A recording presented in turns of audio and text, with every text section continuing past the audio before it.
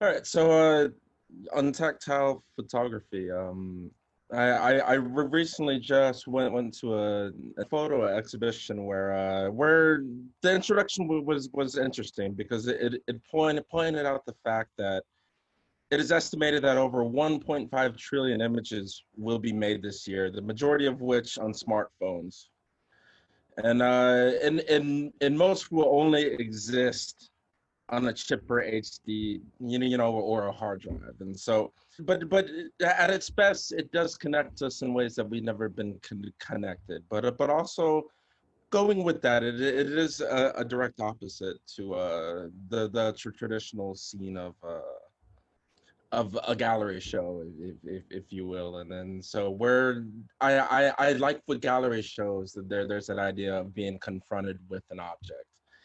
And so that's kind of interesting that that is lost. I think an Instagram stream where you saw before, where you are constantly competing with advertisements. You're competing with all different types of information. Where what you contribute as a form of photography has now just become information itself.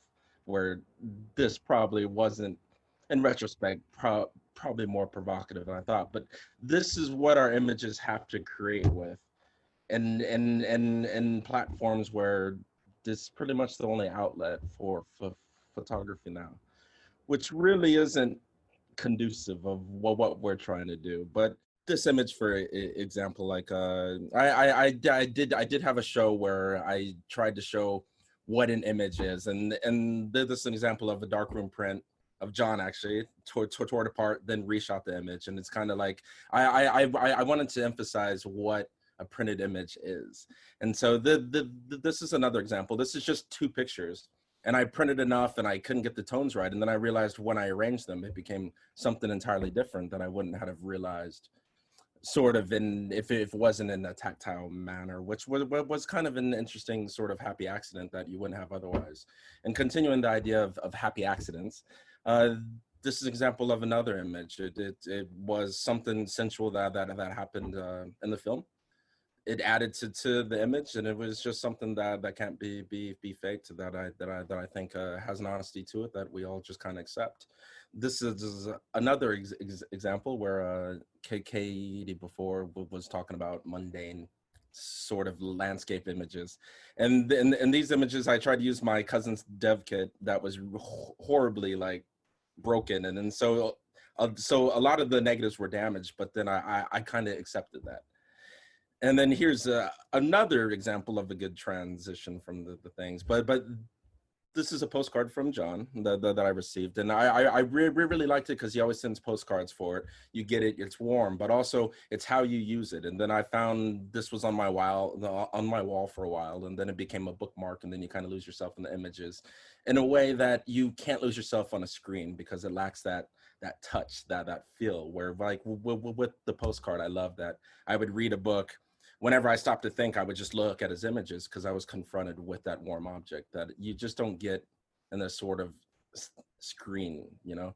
And that also does relate to books as well, where books are kind of different from an exhibition, but definitely there's still that feel where you control it, you create your own atmosphere. Like you play a certain song to it, you drink something to it, and you interact with the physical object. That it's really special again. And then this is a playful idea where I printed this and then like threw it up, and it's like it going back to Mama Greed. It's like, oh, it's an orange, but it's not an orange, it's a print of an orange. But what is an orange in black and white? Which was like a fun little play on what tactile photography can be.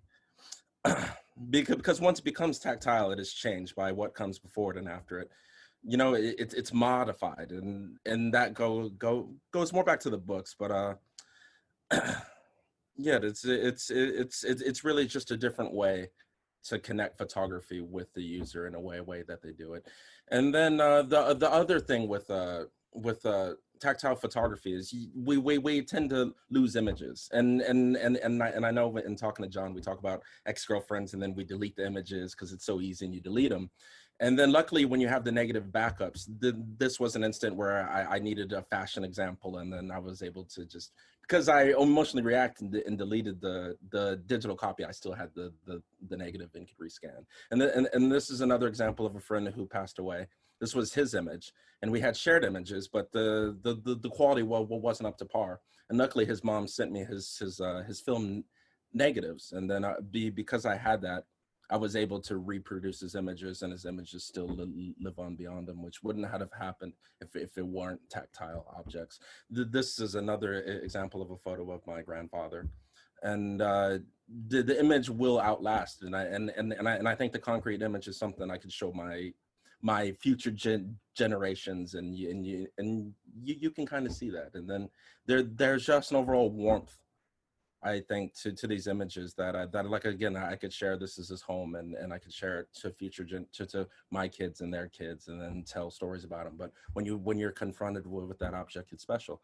And it reminds me most, I guess I always use this quote a lot, but it reminds me of jazz on vinyl. Like it's just a warmth. Well, when you first put on that record and hear that crackle, that tactile feel to it, that I think photography needs, that it just feels really good. And just, I guess, statistically, you're just more likely to have these images stay with you. And it's just important that we are able to maintain our images, because they may outlive us and then inform future generations of what we're trying to do and what we achieved and what we fought for and what we believed in. And I really believe that tactile holds that, so.